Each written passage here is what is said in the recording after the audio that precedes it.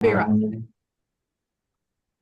Hey everyone, welcome to today's Level Up Together book club, and we're reading Monsters and Magical Sticks. So let's get started on that. And let me share my screen. So today, as I said, is the roundtable discussions for Monsters and Magical Sticks. And by being here, you're being giving me the permission to be recorded, which will be shared via YouTube on the level one groups, and everyone's insights, examples, perspectives, everything is very welcome. And together we create the space for mutual learning and growth. So with that said, we are on page 90 in my book, What? uh, Fine Points, and we were talking about the output and output systems and all that stuff. The conscious output system and unconscious, whatever, one of those things. It's been a busy week, and I'm sure we'll get back to it. So, who would like to read? All right, thank you, Torian. Yeah. There are a few fine points, or yeah, a few more points about the conscious output system that I would like to get a handle on so it would be very clear. A visual individual needs some time and some and space to make their pictures. If you move too close too quickly, the visual individual will will usually respond with anxiety. Once a visual person has evidence that they're comfortable with you, it is okay to move in slowly and make sure that some physical contact on the other, or make some physical contact. On the other hand, a kinesthetic individual will feel that you are cold and unfeeling if you sit or stand too far and don't make some physical contact. These 2 points are important if you want to blow rapport in a matter of few seconds. Move in a very close and touch a visual or in and very close and touch a visual and stand way back from a kinesthetic. Next, where individual is in physical pain, they're in the kinesthetic system. Helping them move from kinesthetic to visual or auditory will produce some profound and interesting changes. In addition to moving an individual slowly from his conscious output system to another conscious or another system, and then the continuing through all three will loop through all three will. In the cases, result in the individual taking a trip to that other state. Sorry, I'm still getting better. I'm still. Yes, definitely. Did you have any insight on that, Torian? I would be really weirded out if any kind of therapist, unless it was a physical therapist, touched me. I don't. Mm, I don't know. yeah, I find that strange. Maybe that's just a personal thing. What do it'll you be guys personal think? thing. I think it's very. Yeah, like I wouldn't want any just stranger to come and touch me just because I'm kinesthetic. Yeah, I would be even my therapist. I think I would let you and Nicola. You guys can touch my hands, but like other than I'd just be really strange, weirded out because I am a kid. I'm kinesthetic, but don't touch me. Also, it would be personal based on our experiences and how we see, I you guess, but know. I had a therapist once for 7 years running. If she would have touched me, I would have been so weirded out. It's like, I don't know. I think there's just certain things you Mm, don't do, in my opinion. ah, Maybe. right. Say maybe like if you take an example of a person you personally know, like a friend, you know. Yeah, that makes sense. It's just like in this clinical setting, I'm like, Yes. don't touch other people. Yeah, I would say so. Yes. But like the visual needs a little more time to make up the pictures That makes in sense. their head. Yeah, compared to an auditory who's, like they're just because they're auditory, they're fast, speaking, but a visual will be slower speaking because first they're making pictures and then they're putting the pictures in the words. And then I also like, and the kinesthetics would be really slow in talking because they're processing their feelings and then they're putting those into the words. So I think that's really interesting to notice. Anyone else? Any other insight? Well, this isn't being a therapist, but in teaching, because when I was doing choir, I had to touch them sometimes to show them things. So it was like a big Makes deal in front of sense. people. May I touch you on here? And they would say yes Yeah. or no. And then I would have to just kind of imagine it. But I think in this political day and time, I think that you would really have to say something and get their permission to touch them. I mean, Yeah. because that this kind of have to be an understanding, I would think. If someone was kinesthetic, do you mind if I touch you? Well, where are you Yeah. going to touch me? I mean, so Yeah. depends. So, Absolutely. I think if you don't know the person, it's really always better to just ask for permission. Yeah. Yeah. Yeah. I think especially as women, we can, I don't know you guys, but I get unnecessarily touched all the time. Like a cashier will touch my hand or a guy will come behind my back and for some reason feel the need to like grab my back or something. And I'm like, please don't touch me. Right. So I know some people are very particular about being touched. Like, even my daughter she's not anymore. I've tapped on her. But she used to be very like, she wouldn't want to be touched even by her siblings, by me. So yeah, definitely. So it just could be personal experiences. And yeah. I think it's interesting. I don't know, it's like I'm kinesthetic. But I've noticed that when I have a strong emotion, I do Hmm. not want to be touched. Like that's not like that becomes I don't care about hearing, I don't care about sounds, but when it comes to touch, I become very protective of what's going on with my body. Like and so I'm like surprised because apparently like kinesthetic, it's like soothing, but there's a certain sense of, you know what, like I'm vulnerable right now, there's emotions right now. Do not, you know, do Yeah. not break this barrier. Do not touch this, but like right now I have to handle myself. It's like you can't come in. And so that kind of like throws off people because usually I'm like the hugger. It's like I'm a hugger, I want to hug you and stuff like that. But that I notice it's like if I'm angry, if I have emotions, don't touch me until I tell you you can touch me, kind of a thing. And it doesn't matter who they are. Like, it's just a weird quirk, I think. Yeah. I I mean, think it makes sense. Sorry. I think it no, makes sense go. because kinesthetics is like the touch is a very, very, you know, important or very significant sense organ, like just a touching, is very important. So if we are in a vulnerable space, we don't want to be touched. Yeah, definitely. Especially if the trust has been broken in some ways at some point. Yeah, absolutely. Yeah. Yeah, for sure. I agree. Yeah, definitely. Yeah, I'm very kinesthetic in that way too. And it's like for me, touch is so important. So yeah, definitely. Yeah, I hug my dogs all the time. And they're probably like, boundaries, mom, boundaries. But, I get my cuddles with them. Yes. I'm just laughing that you're saying all this in your profile picture is you holding an alligator. So Do you see what I'm saying? Like, I don't even have boundaries with an alligator. she's just like I don't like touching people. She's like this alligator. Right. No, I Good will hug call. anybody. Even a Yeah. wild animal that can bite me, I will hug you. Oh, totally. That's so awesome. Oh, all right. Let's get to the next step, which is the next step. Who would like to read? Thank you, Sherry. okay. The next step.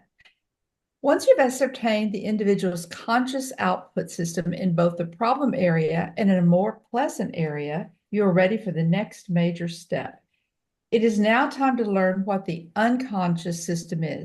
Again, you will want to find out if there's a shift in the unconscious system where the individual switches from the problem to a more pleasant experience. When you've spotted the unconscious system, you are ready for some powerful work. You have what you need to begin communicating on two levels at once and to produce so-called informal hypnosis without an induction or formal trance. A man enters your office, sits down, and begins to discuss his problem. You have discovered that his conscious output system is kinesthetic, and you're responding in kind. You next discover that his unconscious system is visual. His eyes almost always move up left and then back to you before he speaks. One choice you have is when he finishes a statement, you look up briefly to your right, his left, as he looks at you, then at him, and then talk kinesthetically. Okay. When you finish your statement again, look up briefly to your right. In effect, you are telling him that you understand just how he is creating his experiences and where he keeps finding a source for his problem. Instead of this method or added to it, you might choose to be a mind reader. As you talk in his system, kinesthetic, you can slowly change to his unconscious system and tell him what he is doing. Example, I know that you are feeling bad right now and you're tired of those feelings. And when you become aware of those pictures from your past, move your eyes up right, his left as he looks, and learn to stop seeing all that or to change those pictures. You'll be surprised at how quickly you can feel better. With this method, many interesting things can and often do happen. I've had people suddenly recall past events and their attendant pain. In one instance, a man just froze, stopped breathing for several seconds, and then began to cry. He had claimed to have no feelings and to be a cold person. Most often, the individual will just stop and stare, and in many cases, nod his or her head or in some way affirm what you just said. Often, the individual will simply go into hypnosis. I forgot. There's no such thing. But if there was, when the individual stops and stares, you may notice pupil, yeah, that dilation. What is it? The Pupillary? pupils of the eye. See, but pupillary, I don't know how you say it. Pupillary Pupillary. dilation. Pupillary.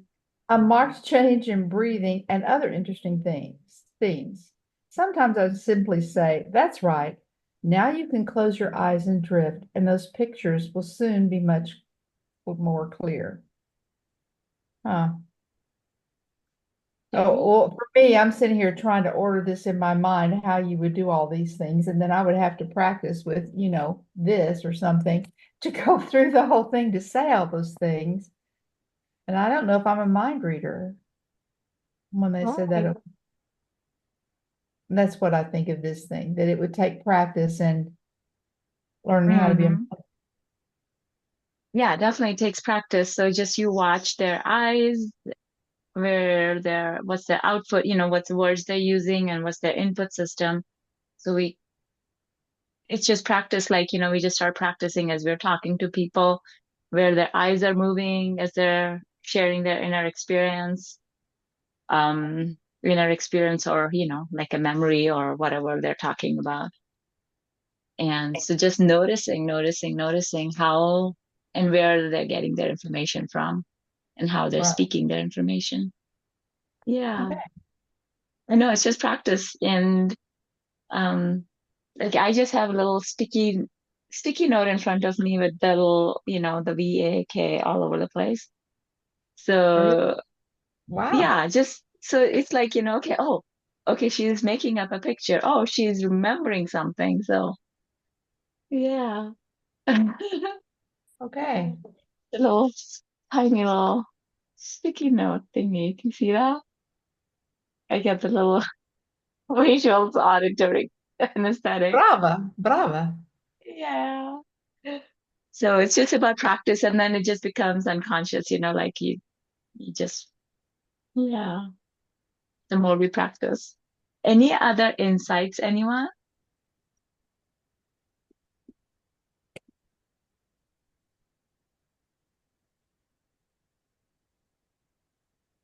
All right. Yep. Pretty fun. All right. Let's move on to the next section. Making the unconscious conscious. Who would like to read? Anyone? Orion, thank you. What? Oh my God. Making Hmm. making the unconscious conscious. Sorry, guys. Another powerful approach is to simply help an individual become aware of the relationship between their unconscious system and what they're experiencing. Once they understand, it is relatively easy to help them learn to stop the process and exchange it. Example, a 12-year-old boy P with behavioral problems. At school, in addition, his parents had informed me that the boy was withdrawn and nearly totally non-communicative. Well, P, what do you think your parents brought you in to see me for? P, eyes down left. I don't know. I just get in trouble a lot in school. Me, sounds to me as if you don't feel too good inside. P, eyes down left. Yes, I feel bad. Me, before you started to feel bad, what did you like to do? P, eyes straight ahead, then left, then straight ahead. Baseball, I guess that's fun and it makes me feel good. Me, what part of baseball do you feel the best about? P, eyes up left for a split second, then looks at me. I like it at all, but hitting is fun. I feel good when I hit. Me, I'm glad you know how to feel good. At this point, I reached over and touched him on his arm lightly. But I think it's sad that you've been feeling so bad inside. P, the eyes down left. Yeah. Me, you must get real tired of those bad feelings and wonder what the voice is telling you that makes you feel that way. P, head jerked straight up. What do you mean? Me, I would like to help you feel better, but I need you to help me. You don't have to tell me any secrets or anything you don't want to. P now looks much more alert and is beginning to interact and talking with increasing ease. P smiles for the first time. Sure, what do you want me to do? Me, I want you to look up to your left and pretend that you can see yourself getting a real good hit in baseball. P, okay. That was easy. Guy's up left, nods his head and grins. Me, I can tell by your face that it looks good. He nods head yes. Now I want you to look down to your left and to find out what happens to your feelings. P, eyes down left, slumps body, facial expression changes. I said sad again and scared. Me, tell yourself to stop. I don't want to feel this way. And then look up to your left and see yourself hitting the ball. P pause, head moves up and eyes and smiles. Hey, that's weird. When I told myself to stop, I didn't feel scared anymore. When I saw myself hitting the ball, I started to feel good. Me, that's great, P. I know you could do it again, touched his arm. Now I'd like you to practice all that by yourself and I'll just watch. After several practices, P was having a problem keeping his eyes down to the left. Every time he would look down to the left, his head and his eyes would pop back up. He was also smiling, alert, and very talkative. At this point, I knew the following. P's conscious output system is both his painful area and his success area was kinesthetic. However, there's a definite switch in his unconscious system from auditory painful to visual successful. I also knew that he had some old painful tapes running in his head that were the source of his painful loop. I knew that the step was going to help him to bring into consciousness the voice or voices he was hearing. And that being said, that was my new task. Okay. P, I would like you to close your eyes and listen to the sounds of the voices you've been hearing. You don't need to hear what they're saying, but you need to but just the sound, and when you hear it, nod your head. P, head nods, I hear it, sounds angry, and his body tenses. Now, P, I want you to see the person or persons who match the sound and see the whole person at the same time and place those scary things that were first said. This procedure was simply moving him from the unconscious auditory into the unconscious auditory to the unconscious visual, and which all resulted in P entering into hypnosis. Before we had finished the portion of the work, he had his arm levitation as well as the demeanor responses. Me, P slowly nods. Now see the younger you about at that time of life when those things happen that cause you to be sad and afraid. Pause, head nods, yes. Now see one of your favorite baseball players talking that younger you by the hand and telling those people to leave you alone and that he's going to protect you. Keep on watching that until your younger you looks happy and then see him growing up strong and happy. I saw P 2 additional times. After the first session, his parents reported that the change was like magic. He was a talkative, helpful around the house and getting along in school. And he had told his parents that he didn't like it when they yelled at each other and that when they did, he was going to go somewhere and not worry. 2 years later, I saw his mother for another matter and reported that his problems never became bad. By the way, I have blown them just as dramatically as I've been successful. Victoria, any insight on that? That was really interesting case. Um, yeah, I thought it was really interesting. She definitely, or they, he, I don't know why I said she, uh, definitely helped P, um, like change the way that he was hearing, like his negative self-talk and everything, I think. Yeah. And he showed him how to like just, step out of his bad input system And to a like better step into place. the better one, switching from Yeah, the visual to the auditory, right. or auditory to visual. Yes, exactly. Yeah, that was really good. And then also like kind of self regulation. He showed him, how to do self-regulation, just go to this place. And he just told his parents, I don't like it when you guys are yelling. I'm just gonna go somewhere else. Because he was like, this is not good for me. And he took charge of his inner systems, basically, his inner world. Yeah. I think it's really, really cool example. Anyone else, any insight on that?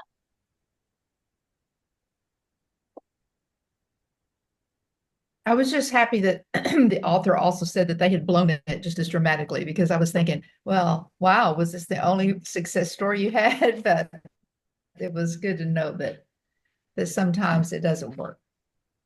Right. Yeah. It's like, if it worked that awesome every time, wouldn't that be great, right? It's a pretty fun story. And I wonder how much he's blown it up, but it's really cool if he could do that every time. It's just to take the person out of their bad input system to a, to a good input system. Yeah, I think it'll be really awesome. And then we can just notice that about ourselves too, which ones our, where do we go when we're feeling bad? Are we seeing things? Are we hearing things? Are we feeling those things? And then just making that shift, go to a different one, go to a good place, see better things, just switch it up. And maybe to cycle through them, going from good visual to good auditory to good kinesthetic, etc. Yeah. And Randall posted some charts of the eye movements in the chat. Got some fun little things here. Thanks, Randall. You're welcome. Yeah. Those are some good charts to have. All right. So who would like to read the next section? System interruptions.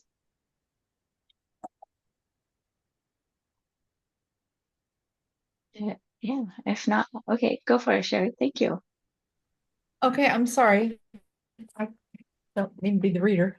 Okay, another very Thank you. powerful oh, okay, because Randall and Sasha, y'all are get ready. Okay, system interruptions, another very powerful method of restructuring an individual's unconscious pattern is to interpret the painful pattern and direct the individual to their successful one. For example, the individual looks up left for a split second and then looks straight ahead. when she hears discussing some positive experience. When he begins to talk about the area of difficulty, the eyes go up left, then down left, auditory, then down right while he discusses a painful situation. The next time he begins to talk about the problem, you snap your fingers at the moment she starts to move her eyes down left. In addition, you ask them or signal them to look at you while they talk. The result will be that you have directed them into using the unconscious successful pattern. In this case, eyes up left, then straight ahead. A variation of this method will be to help the individual overlay the successful unconscious pattern onto the problem area. For example, a 10-year-old boy who had developed an almost phobic response to his father's angry voice. In his areas of success, he was visual both in his conscious and unconscious system. He was asked to listen to the sound of his father's voice in his mind. Then I helped him to change the picture of his father into increasingly humorous ones. The last picture of his father standing and yelling while in a pair of old underwear that was full of holes. In less than 20 minutes, his phobic response was broken up.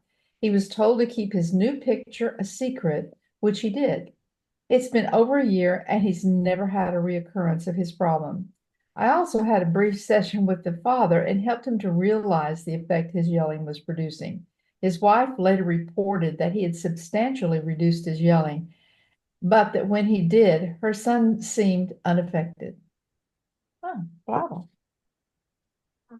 These things are just amazing to me. I mean, seriously, that I think that's why I like this so much, that our mind is so extraordinary that through this person's help, they just guided them into getting this new memory, this new life, and it probably helped everybody in the family through it.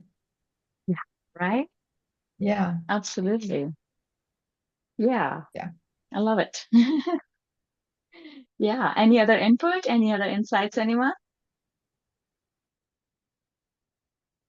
Yeah. I think it's really interesting. And it's overlaying the successful unconscious pattern onto the problem area. So I like that. Yeah. All right. Thank you. Let's get to the next section, mastering out of conscious. Sasha, would you like to read? Yeah, I'll read this. Thank you. Thank you. Thank you. Okay. So the next area for you to begin mastering is that of the out of conscious, unconscious system. Out of conscious system. That is of particular importance in the area of the individual's dysfunction. For example, a patient's conscious output system is kinesthetic, while the input system is visual. And you do not observe any evidence of her using the auditory system to check out reality. The indication here is that the auditory is the out of conscious system. Another example using the same system as above, you as the individual, what he is seeing in her mind, and the reply is, I'm not seeing any pictures or words to that effect, equals out of conscious visual. Another pattern might be patients looks up left, then down left, and the conscious output system is very visual. This can indicate that the kinesthetic is the out of conscious system, or if you were to ask what he is saying to him, herself, and the response is, I'm not saying anything, or I don't hear anything, equals out of conscious auditory. So interesting. Yeah. So I don't necessarily know if I have a lot of things for this, but what came to mind for me was the dream that I had before getting on this call. And it was interesting because it was a partially lucid dream, I guess you could say. So I was like aware that I was in a place and then I was floating, or AKA like flying. But then when I tried to control it, the dream got aggressive and I kept bumping into things. And then I was like, well, you know what? And then I tried getting out of the dream, and then the dream kind of yanked me into like different planets. Like it was just, it like took me up way high. It was kind of an aggressive dream, to be fairly honest.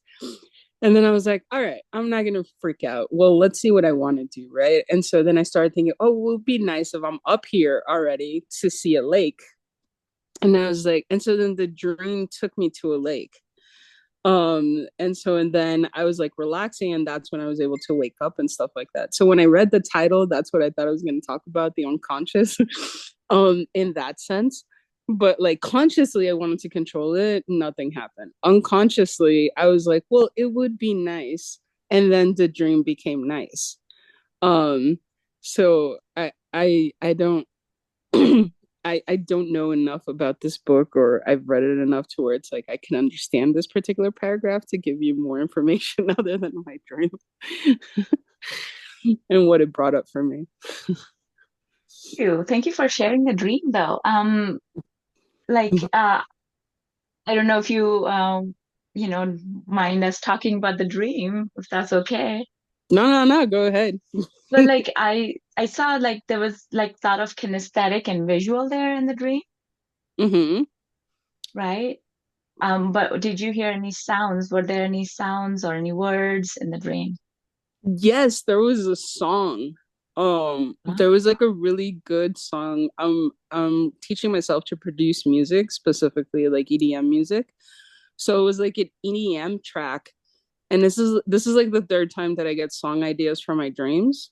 But there That's was a specific chorus in the dream where I was like, that would be really cool for one of the songs that I'm doing right now to incorporate that particular effect in the dream. So yeah, there was sound too.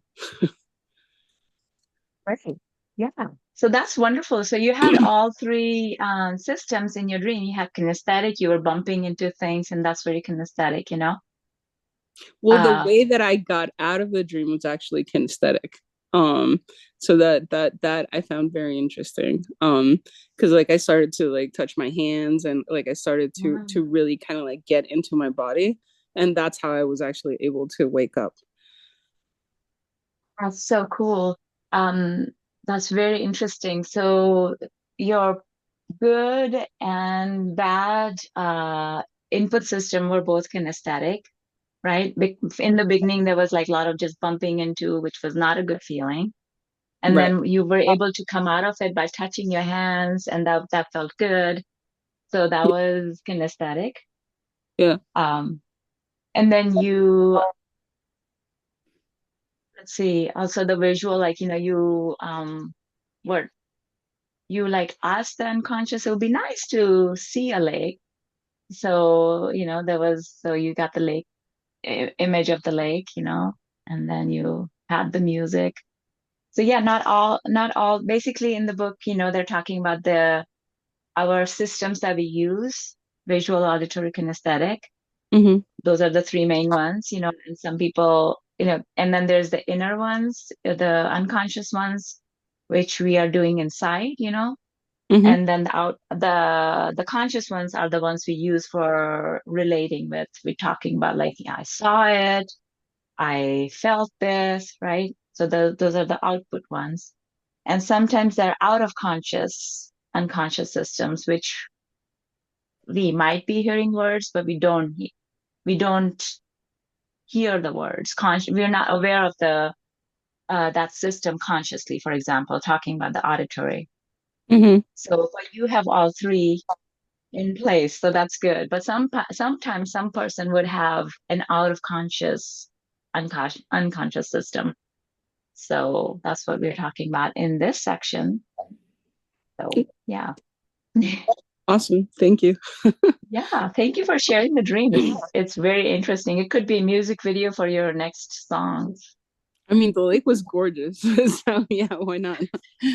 Yes, absolutely. Thank you. Wait, Yeah. Sasha, where do you live? Lakewood. Is that in Oh, in California? Colorado. It's in Colorado. Okay, cool. If you ever want, like, because you said you're getting into the, I have a few producer friends that live out there, so Oh, hit get me out up. of here. That's awesome. Yeah, hit me up if you. I have some friends that do the venues out there too, so just hit me up. Oh wow, awesome. Wow. Thank you. Yeah, I'm of not there course. yet, but yeah, if I will No, be, I get you, that's but when you feel like you're there, get back to us. awesome. Thanks, Taryn. Of course. Awesome. It's very Dorian. Oh, any other insights, anyone?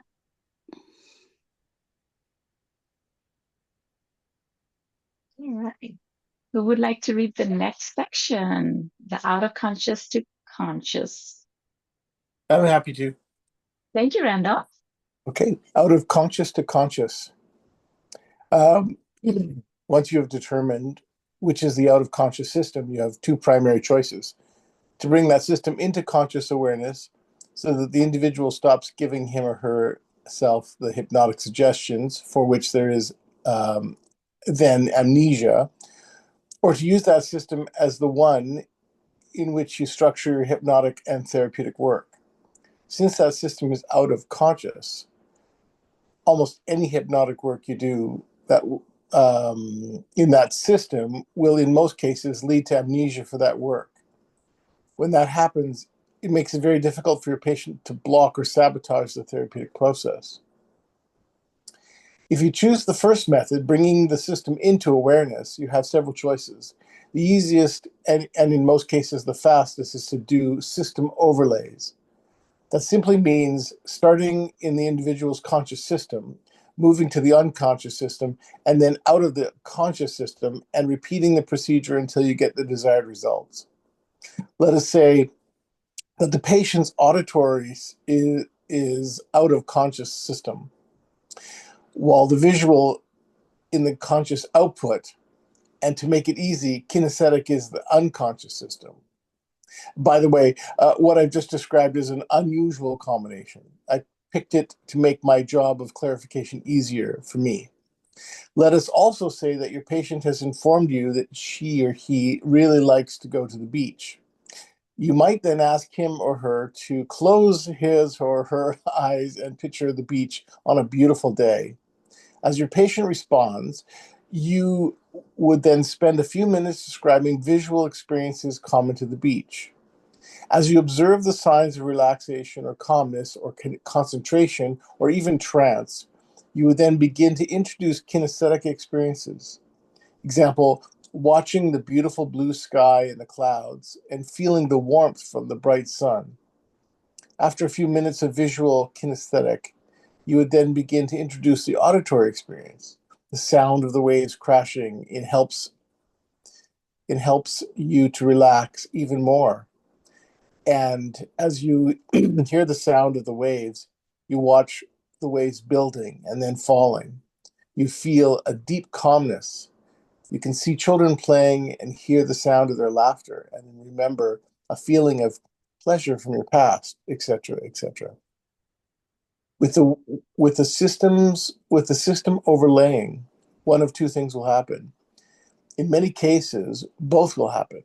Your patient will move into that state of mind we might call hypnosis, and perhaps more slowly and with more experiences of system overlay, the out of conscious systems block will crumble.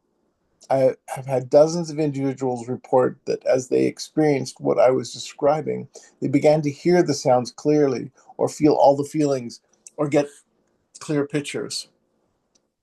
What is even more important is that in subsequent sessions, they report and give evidence of clearing up or cleaning up that block in their real world. Try it, you'll like it. Yeah. Yeah, that was very interesting. Yeah. Yeah. Any insights on that, Randall? Well, I'm not sure I fully get the concept of overlaying. I guess it's not really clear in my head yet at this point. But I guess ultimately you are guiding this person from something that they're already connecting to something that they have blockages. And eventually, if you again keep layering these systems, you'll bring this into consciousness. Right. So what I got from the overlaying part is this sentence here. So basically, the auditory is their out of conscious, unconscious system, right?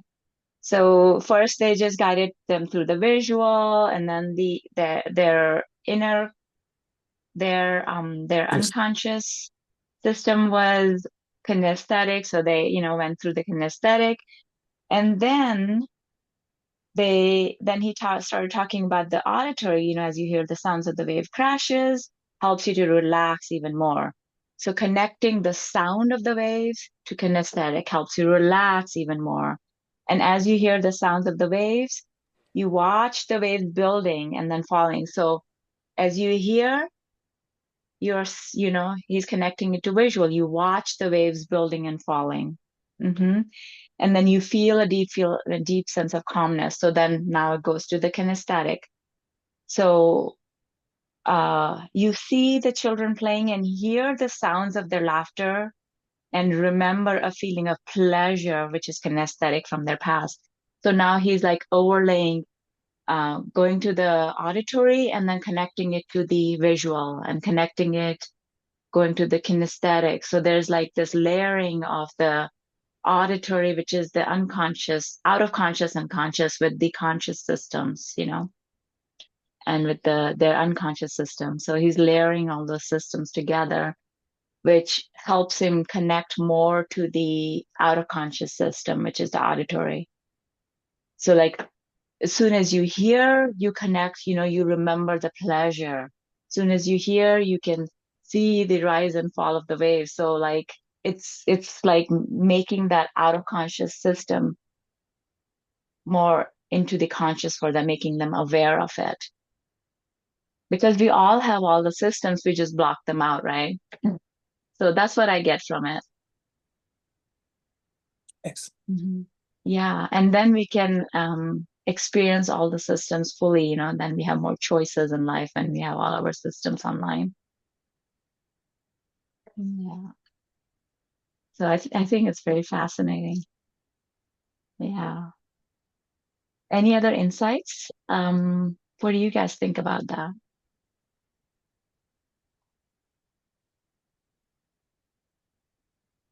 Yeah, it's good read, it's like we can read that over and over again to get really clear on that and how he's doing it.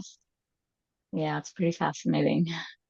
And then practice reading other people, really, to get good at that, because that's where the goal is. Yeah, exactly. I Yeah. was sorry. No, go I ahead. went to a session yesterday with somebody, and I'd asked a question, and they were, and at that very moment was when I paid attention to what they were doing, and they were definitely looking up and to their left, or to the right. I can't remember which one it was. And I said, okay, so because we were talking about, I was using kinesthetic words at that time, and it was clear that we had reduced the intensity quite a bit. And then I said, well, so what are you seeing? Have your pictures suddenly changed? And then took a moment, and then he was able to describe his pictures. So it was Yeah, had a brief moment of, hey, I'm incorporating this into this system. definitely. That's so cool. Thanks, Randall. Yes. Definitely, it's about observing, the more we observe, and then we can also see which system they are completely unaware of, where they're not talking about it at all. And so, is that a fish tea, One of Randall? I have a lot of fish.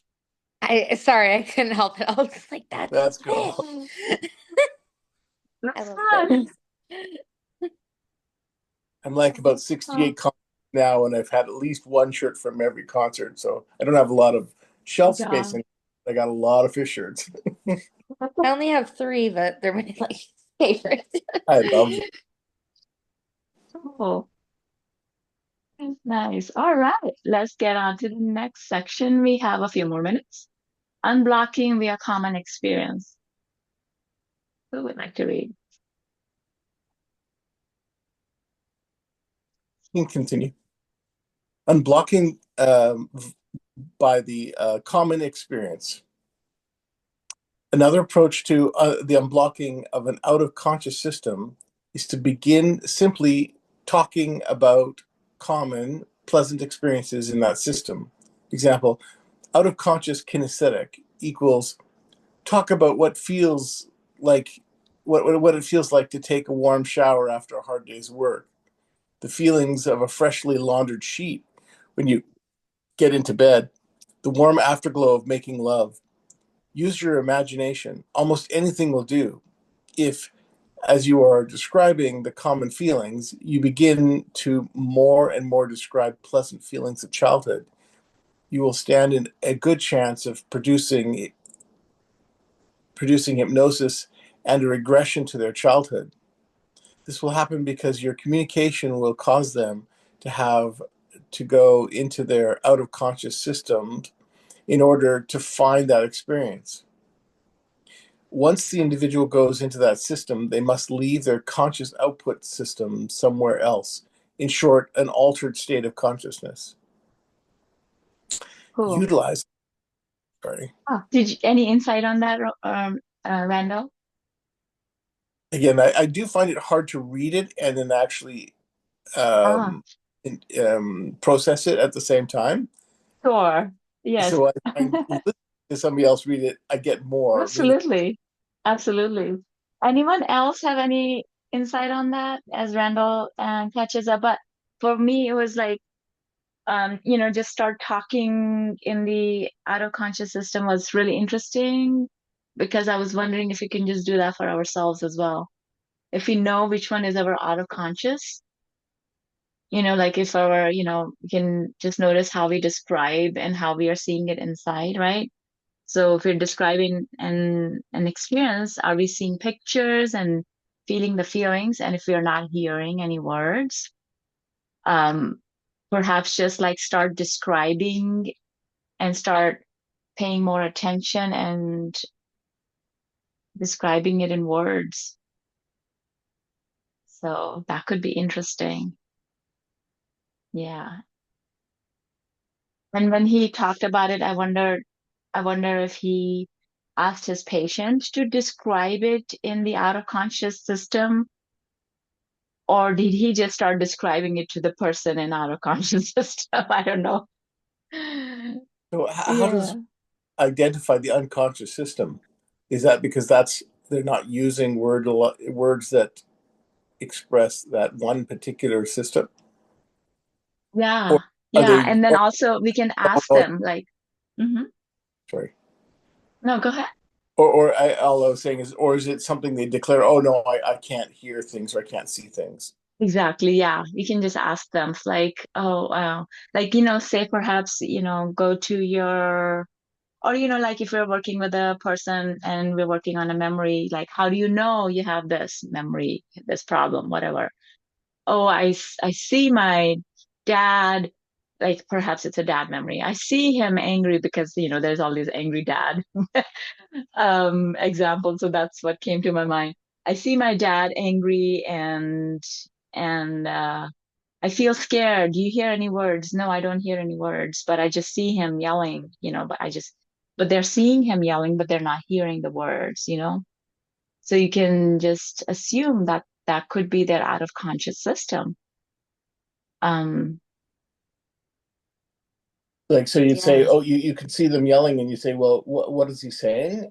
And they wouldn't necessarily, well, I can't, I can see their lips moving, but I can't hear them.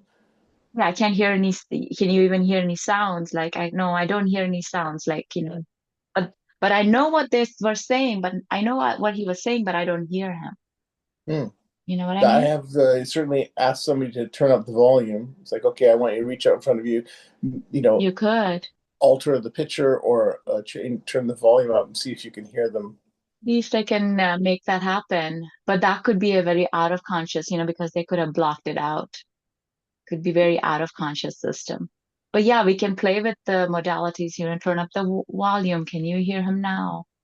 Uh, yeah. What's really worked for me on like changing the modalities of that is, can you imagine the voice in like Tweety Bird's voice? Like someone that like it's a voice that like every universally and everything. And I don't know, it's just helped me like remember more. And That's then I very can go turn interesting. it into their voice. But like, because my brain's like, well, that's ridiculous. And then it's like, okay, well, this. And then you're like, oh, well, that's what they said. Okay. That makes sense. That would be a really good way to do it too. Certainly. Yeah. Yeah. It's Definitely. Porky Pig that's voice you're hearing. That's all, folks. Right. All right. So, who would like to read the next one? Utilizing the out of. Okay, Torian, thank you. There.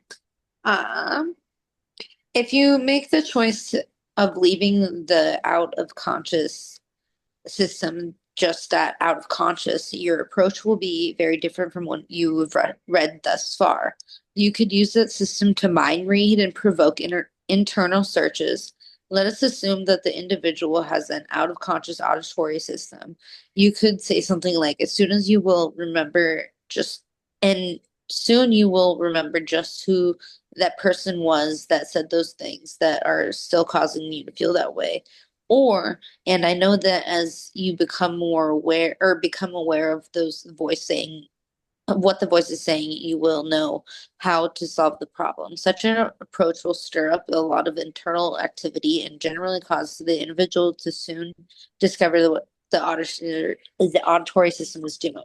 Another use of the out of conscious system is use it to produce amnesia for beneficial suggestions. Example, a patient whose conscious output system was visual while her out of conscious system was kinesthetic. She told me that everything looks hopeless. When I see the people look at me, I feel and I really get upset. I asked her to tell me what this sound of hopelessness was. Her face went blank. She looked confused, and after a moment, her eyes went down and to the left. And at that point, I said, "Okay." Instead, can you begin to feel stronger and more calm?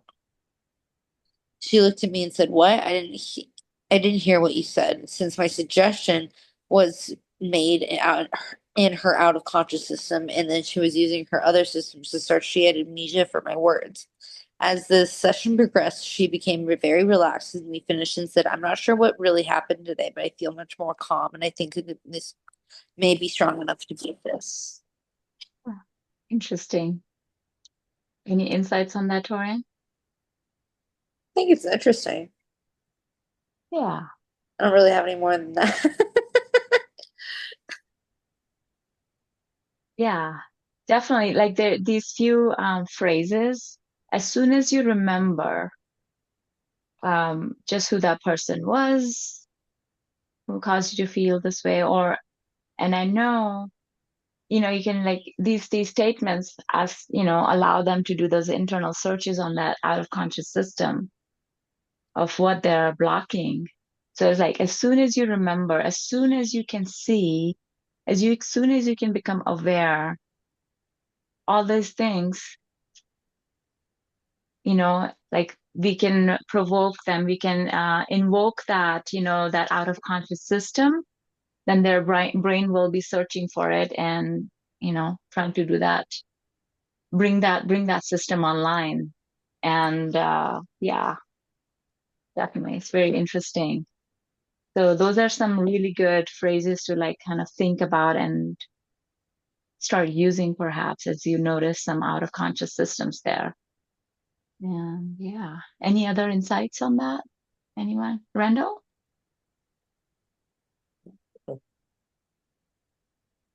Jerry?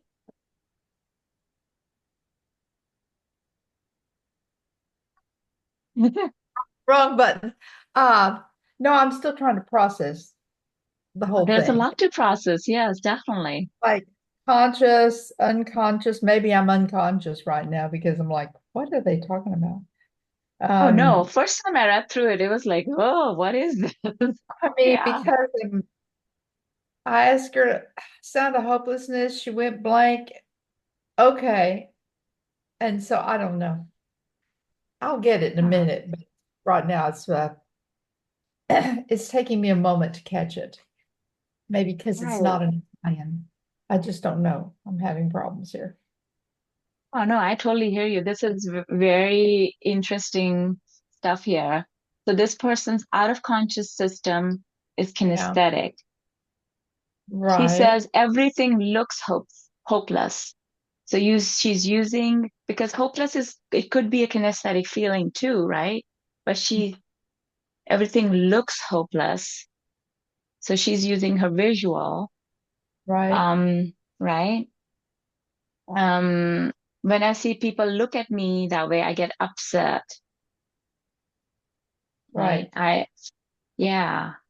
So he asked her what the sound of hopelessness was. So he took her from visual to now the sound. So it's like, how do you even tell the sound of hopelessness, right? So and then she went blank. And then her eyes went down left, then up left. So she's like searching in all her different modalities, like she's trying to hear the sound, she's trying to see it, she's trying to feel it. And then she said, instead, you can just begin to feel stronger and feel more calm. So he just directly just took her to her out of conscious, unconscious system of feeling, but in a good way. Like start to Right. feel stronger and feel calm. And she said, "What? I didn't hear what you said." She just didn't register it because it was her out of conscious system, Oh, okay. Okay. So right? she's kind of in a trance somewhere. I mean, Yeah. and he introduced that little idea to her because then she said it again at the very end. Yeah. Right. Okay. Then she did feel calmer and stronger. That must Yeah. be me and my wife all the time. I just told you that. I didn't hear you, I swear. Right. Selective hearing on your part, I think, Randall. Okay. Yeah. You must be cycling her through her unconscious system and conscious systems and whatever not. Or it's the other way around, right? I may be processing auditorily, but I can feel it. Yes, it's definitely very interesting. This was really interesting. I would actually like to read through this again and read through those out of conscious systems because there's some good stuff here. Yeah. Okay. Awesome. Yeah. Thank you, Alrighty. everyone. This was really good. Yeah, our time is over, but this was fun. Definitely. I will try to make some time and read through this next time because this is good stuff.